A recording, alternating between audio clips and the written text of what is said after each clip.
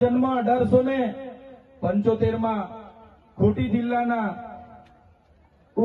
ઉલહત્તુ ગામમાં થયો। એક સામાન્ય પરિવારમાંથી એમણે તે વખતે જોયું કે અંગ્રેજો દ્વારા આપણા આદિવાસીઓની જળ જંગલ જમીન પર તરાપ મારવામાં આવે છે, આદિવાસીઓ પર કરવેરા નાખવામાં આવે છે અને 1899 માં મુંડા વિદ્રોહ અંગ્રેજો સામે થયો। એની નેતાગીરી બિરસા મુંડાજીએ લીધી અને એમાં એમની ધરપકડ કરવામાં આવી। ઘમાસણ યુદ્ધો થયા, એક બાજુ તીરકમઠા ભાલા, એક બાજુ ગોળીબાર થયું અને એમને જેલમાં પૂરવામાં આવ્યા અને માત્ર 25 વર્ષની ઉંમરમાં જેલમાં એમનું મૃત્યુ થયું અને સેનામાંથી મૃત્યુ થયું છે। એના આજ દિન સુધી કોઈ પુરાવા આપણને મળ્યા નથી। ત્યારે સાથીઓ, આ બિરસા મુંડાનો ધ્યેય આદિવાસી સ્વાયત્ત રાજ, આદિવાસી સ્વતંત્ર રીતે સ્વમાનભેર શેરની જેમ જીવે એવો ધ્યેય હતો। તમને ને અમને બધાને ઇતિહાસમાં ભણાવવામાં આવ્યો। ઉત્ક્રાંતિવાદ, ચાર્લ્સ ડાર્વિનના ઉત્ક્રાંતિવાદના સિદ્ધાંતોમાં જણાવવામાં આવ્યું કે જ્યારે આ પૃથ્વી પર માનવી સભ્યતાનું ઉત્પન્ન થયું ત્યારે આદિમાનવ તરીકે સૌપ્રથમ પૃથ્વી પર આદિવાસીઓ આવ્યા। શરૂઆતમાં પેડાની શોધ થઈ, અગ્નિની શોધ થઈ, ધાન્યની શોધ થઈ, ખેતીની શોધ થઈ અને બધા ખેતીની શોધની સાથે સાથે પરિવારો સાથે રહેતા થયા એટલે નાના નાના ગામો, નાના નાના કબીલાઓ બન્યા અને એ કબીલાઓના મુખીઓ બન્યા, સરદારો બન્યા અને શાંતિથી પ્રકૃતિ સાથેનું એમનું જીવન ચાલુ હતું। એ દરમિયાન આ દુનિયામાં સંપત્તિ માટે લડાઈ થઈ, સત્તા માટે લડાઈ થઈ, સ્ત્રીઓ માટે લડાઈઓ થઈ અને એમાં એ લોકોની જે સભ્ય સંસ્કૃતિ પોતાને માનનારા સમાજ દ્વારા આદિવાસી સમાજના એક કબીલા ઉપર આક્રમણો થયા। સામ દામ દંડ ભેદ નીતિ અંતર્ગત જ્યારે આપણો આદિવાસી સમાજના એ લોકો સરેન્ડર નહીં થયા તો યુદ્ધો કરીને આપણા કબીલાઓ છીનવાઈ ગયા અને આપણું શોષણ થયું, ઘર્ષણ થયું, જળ જંગલ જમીનો છીનવાઈ અને તમે જોયું હશે આપણા દેશ પર બહારથી મુગલો આવ્યા, ડચો આવ્યા, હુણો આવ્યા, અંગ્રેજો આવ્યા, પોર્ટુગીઝો આવ્યા, ફ્રેન્ચો આવ્યા અને આ અંગ્રેજોએ પણ 200 વર્ષ આપણા દેશ પર રાજ કર્યું। એ ઇતિહાસથી લઈને આજ દિન સુધી આદિવાસીઓનું માત્ર ને માત્ર શોષણ થતું આવ્યું છે।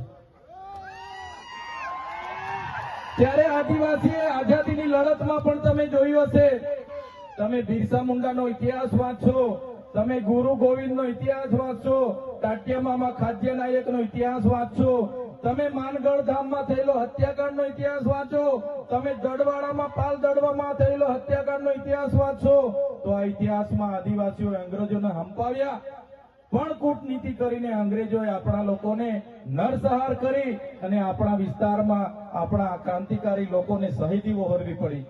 દેશના આઝાદીમાં આપણું આટલું મોટું યોગદાન હતું।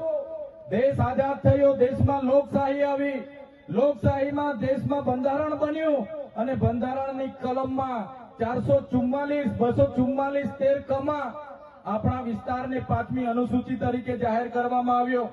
એ જ પ્રકારે દેશના આસામ હોય, સિક્કિમ હોય, મિઝોરમ હોય, નાગાલેન્ડ હોય, મેઘાલય હોય, તમામ રાજ્યોને અનુસૂચિ 6 અંતર્ગત સમાવેશ કરવામાં આવ્યો।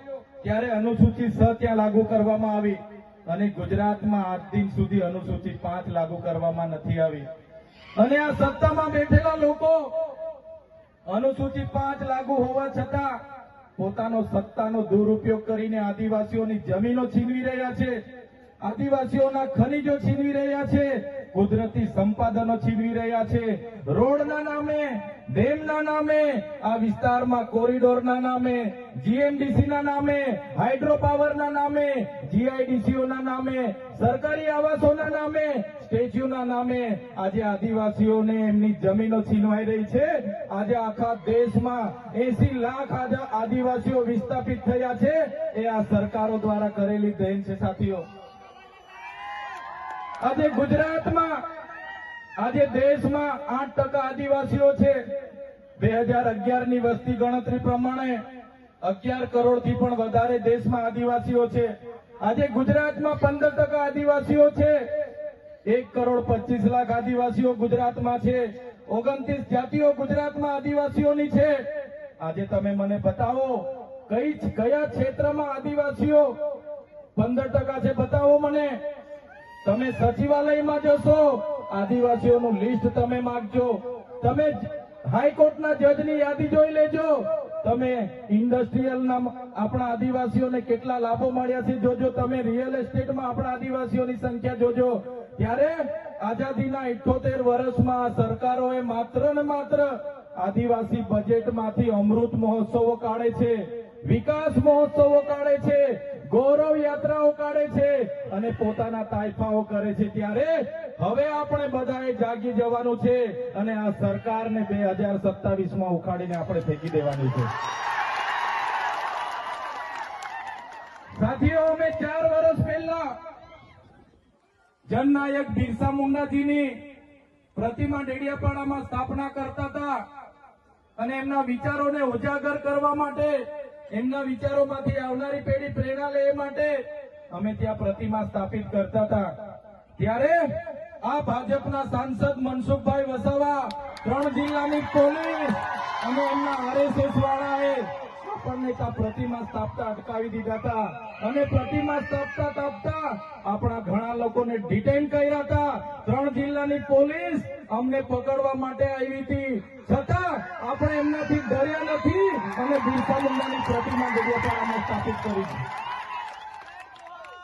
ત્યારે આજે દેશના વડાપ્રધાનને આજે ડેડિયાપાડા આવવું પડે એ આપણા બધાની તાકાત છે.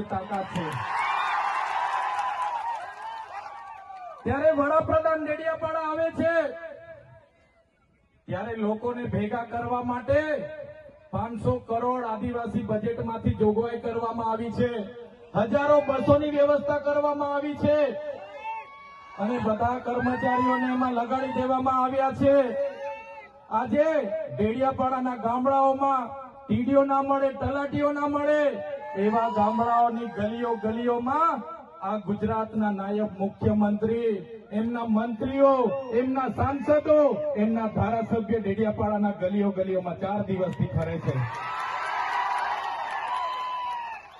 જે લોકો એસી ચેમ્બરોમાંથી બહાર નહોતા આવતા, જે લોકો ગાંધીનગરમાં પડે ફતારીએ રહેતા હતા, એ લોકોને ગામડે ફરતા કરી દીધા. એ આપણી બધાની તાકાત છે ભાઈઓ. ત્યારે નરેન્દ્રભાઈ મોદી આપણા કુળદેવી માતાના દર્શને જવાના છે દેવમોગરા. દેવમોગરા એ મહારાષ્ટ્ર, મધ્યપ્રદેશ, ગુજરાત અને રાજસ્થાનના લાખો લોકોનું આસ્થાનું કેન્દ્ર છે અને દેવમોગરા જઈને રાજનીતિ જયારે કરવા માંગે છે ત્યારે નરેન્દ્રભાઈ મોદીને હું આ મંચ પરથી કહેવા માંગુ છું, તમને જો આદિવાસીઓ માટે હિત હોય તમે દેવમોગરા જજો, તમે હિજારી લઈને આવજો, તમે મવડાનો ચોખ્ખો દારૂ 1 બોતલ લઈને આવજો,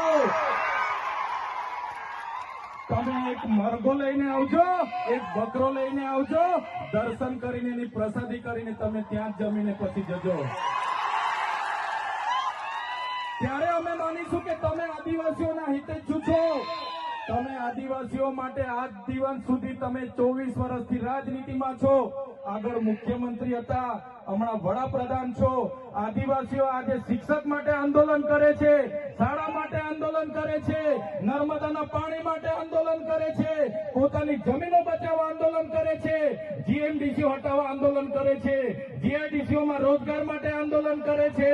ત્યારે નરેન્દ્રભાઈ મોદીજીને કહેવા માંગુ છું, હવે અમે લડેંગે, જીતેંગે, જિંદાબાદ, મુર્દાબાદ, આવેદન નિવેદન કરવા માંગતા નથી. હવે અમે લડવા માંગતા નથી. હવે ધરણા પ્રદર્શન બંધ, હવે આંદોલન બંધ. જો અમારી 5મી અનુસૂચિ, જો અમારા પૈસા એક, જો અમારી અનામત, જો અમારી 73 એની જમીનોને આવનાર દિવસોમાં જીએમડીસી ના નામે માગશો, માલસામોટ પ્રોજેક્ટના નામે માગશો, હાઇડ્રો પ્રોજેક્ટના નામે માગશો, અણુ મથકના નામે માગશો, તો અમે આંદોલન નથી કરવાના, અમે નેપાળવાળી કરવા માટે ગાંધીનગર આવવાના છે. અમે નેપાળવાળી કરવા માટે ગાંધીનગર આવીશું. તે દિવસે તમારો ને અમારો સામનો થશે, તે દિવસે ખબર પડશે ઓરિજિનલ આદિવાસીઓ કોણ છે.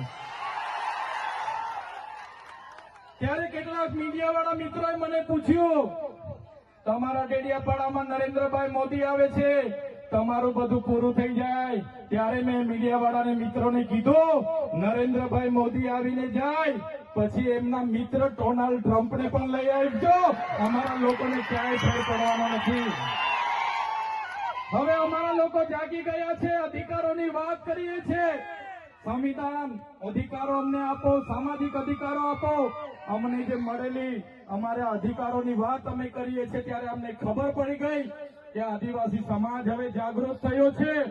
ત્યારે બિરસા મુંડાના રથ જયારે લઈને ફર્યા, એમના મંત્રી તંત્રી મારું નામ લઈને મને ગાળ બોલે કે પેલો ચૈતર વસાવો અહીંયા આવે છે, આમ કરે છે, તેમ કરે છે, ફલાણું કરે છે, ઢીકણું કરે છે. એ મંત્રીઓને પણ કહેવા માંગુ છું, એ પ્રદેશ પ્રમુખને પણ કહેવા માંગુ છું, ચૈતર વસાવાને ગાળ બોલવાથી અમારા આદિવાસીઓનું ઉત્થાન નથી થવાનું. તમે આદિવાસીનું ઉત્થાનની વાત કરો. મને ગાળ બોલવાથી અમારા લોકોનો જો વિકાસ થઈ જવાનો હોય તો હું દરરોજ તમારી ઓફિસે તમારી ગાળ ખાવા માટે પણ તૈયાર છું. સાથીઓ, અમે આનંદભાઈ સાથે વિધાનસભામાં લડીએ, રોડ પર લડીએ, સદન પર લડીએ અને આદિવાસીઓની ન્યાયની વાત કરીએ, અધિકારની વાત કરીએ. આ લોકોને ગમતું નથી. આનંદભાઈ પર અનેક કેસ થાય, મારા પર અનેક કેસ થાય, અમને જેલોમાં નાખવામાં આવે, પણ અમે આ સરકારની જેલોથી અમે ડરવાવાળા લોકો નથી, અમે લડવાવાળા લોકો છીએ. સાથીઓ, આ મંચ પરથી કહેવા માંગીએ છીએ, આ ચૈતર વસાવાને, અનંત વસાવાને જયારે સમાજની જરૂર પડશે અમે આ ધડ ધરવા માટે પણ તમારી સાથે તૈયાર છે. આ ધડ ધરવા માટે પણ અમે સમાજ માટે તૈયાર છે. એક ગુજરાતના મુખ્યમંત્રી ભૂપેન્દ્રભાઈ પટેલ, એક ગુજરાતના ઉપમુખ્યમંત્રી હર્ષભાઈ સંઘવીની પોલીસમાં પાણી નથી કે આ ચૈતર વસાવા આનંદ પટેલને અરેસ્ટ કરી શકે. ત્યારે સાથીઓ, જાગવાની જરૂર છે. આગળ ડોક્ટર સાહેબે કીધું, આપણી જે મૂળ સંસ્કૃતિ છે આપણે ભૂલી જાયેલા. આપણો નંદરિયો દેવ, આપણો ગામનો હિમાર્યો દેવ, આપણો વાઘદેવ, ગોવાળદેવ, આપણો કાળિયો ભૂત, આપણે ધરતી માતાને પૂજનારા, આપણે નદી નાળાને પૂજનારા, આપણે ચંદ્ર અને સૂર્યને પૂજનારા, આપણે પ્રકૃતિના પૂજક તરીકે છે. ત્યારે જન્મ મરણની વિધિ, લગ્નની વિધિ આપણે ભૂલી ચાલ્યા છે. ત્યારે આજે આ લોકો આપણા પર જાતિનો દાખલો માંગે છે, પુરાવા માંગે છે. ભણેલા છોકરાઓને પૂછી લો.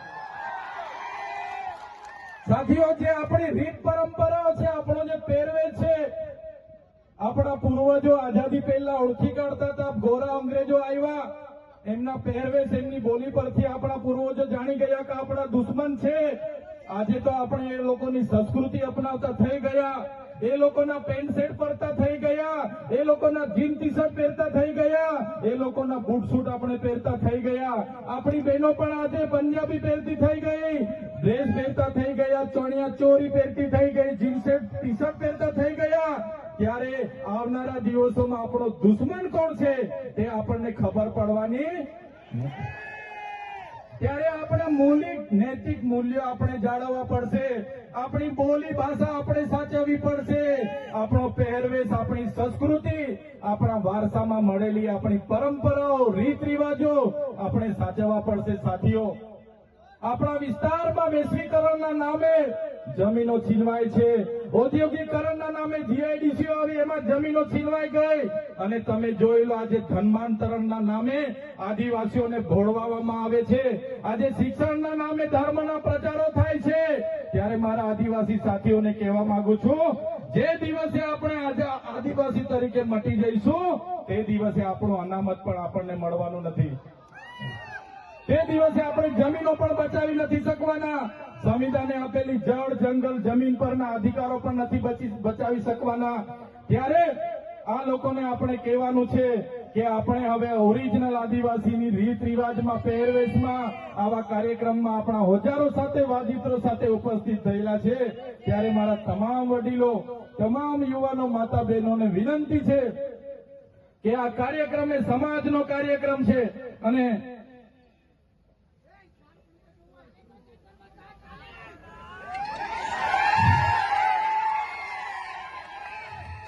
આજનો આ કાર્યક્રમ એ આપણી સમાજની તમે એકતા બતાવી છે. આજે ભાજપના નેતાઓને ભાજપના મુખ્યમંત્રી ઉપમુખ્યમંત્રીને અને ભાજપના વડાપ્રધાનને આ આદિવાસીઓની તાકાત આજે આપણે બતાવી દીધી છે એ બદલ બધાનો ખૂબ ખૂબ આભાર. આ આપણી તાકાત છે. અને જ્યારે પણ કોઈ જીએમડીસી ની વાત આ વિસ્તારમાં લઈને આવશે, જ્યારે પણ આ વિસ્તારમાં હાઇડ્રો પ્રોજેક્ટના નામે ગામડાઓ વિસ્થાપિત કરવાની વાત કરશે, કોરિડોરના નામે ગામડાઓને વિસ્થાપિત કરવાની વાત આવશે, માલસામોડ પ્રોજેક્ટના નામે ગામડાઓ વિસ્થાપિત કરવાની વાત આવશે, કે કેવડિયાની મારી બહેનોને હેરાન કરવાની વાત આવશે, તે દિવસે પણ આવો ઘોડાપુર આપણે પહોંચવાનું છે. તે દિવસે પણ ઘોડાપુર થઈને આપણે પહોંચવાનું છે. ત્યારે મારા સાથીઓ, મારા વડીલો, મારા યુવાનો, બાળકો, સૌ તમે પોતાના વિસ્તારમાંથી પોતાના રોટલા ખાઈને પોતાના ભાડે થઈને તમે અહીંયા પહોંચેલા છો. ત્યારે આ તમારો ભાવ, આ તમારા અમારા પ્રત્યેનો પ્રેમ, આ તમારો સહકાર અમારી તાકાત છે.